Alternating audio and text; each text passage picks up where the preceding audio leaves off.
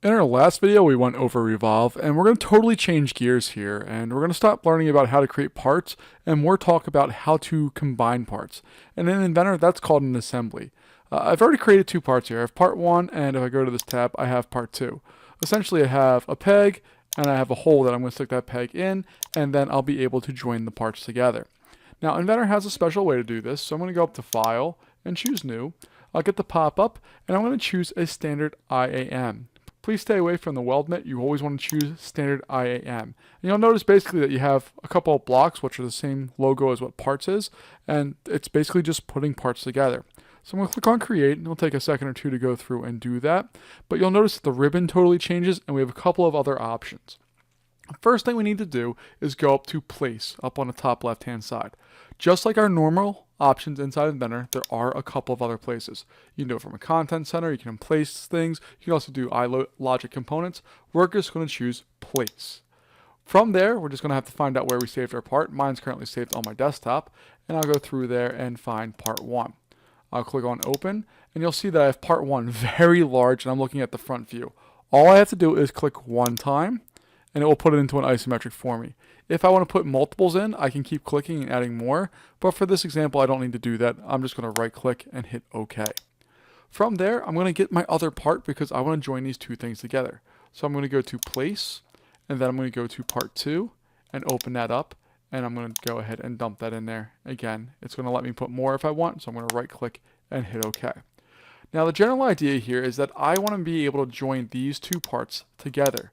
You'll notice on my browser on the left hand side, I have part 1:1 and part 2:1.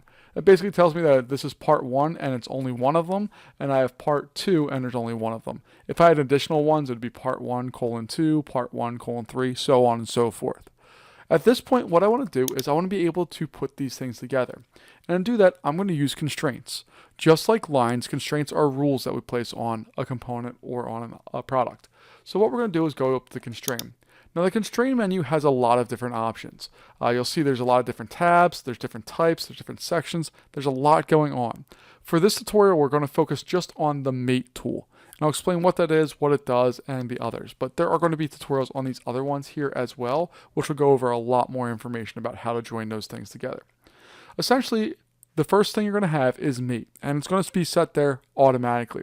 And if you go to the solution, there are two different versions of the mate tool itself.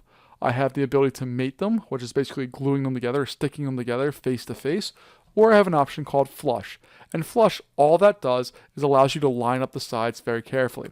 If you look at the pictures carefully, it will show you exactly what they mean, so you can kind of visually get an idea.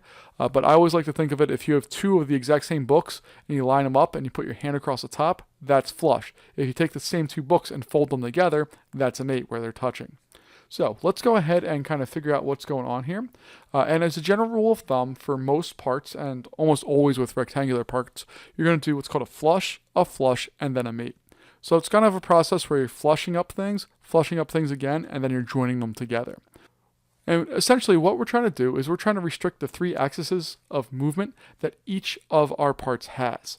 So basically, my part can move up and down, left and right, or front and back. And we want to stop that from happening. What I generally like to do on the first part, which is going to be my main part where I'm going to kind of base everything off of, is I'm going to go over to the browser, I'll right click on it, and from there I'm going to go all the way down to ground it. You'll see a little pin logo shows up there, and what that means is even though I click, hold, and drag on this, that no longer moves.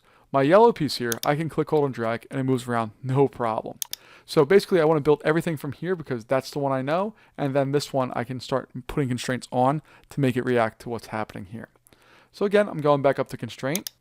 From there, I have my mate tool automatically selected, and I'm going to go to flush, because again, we're doing a flush, and a mate.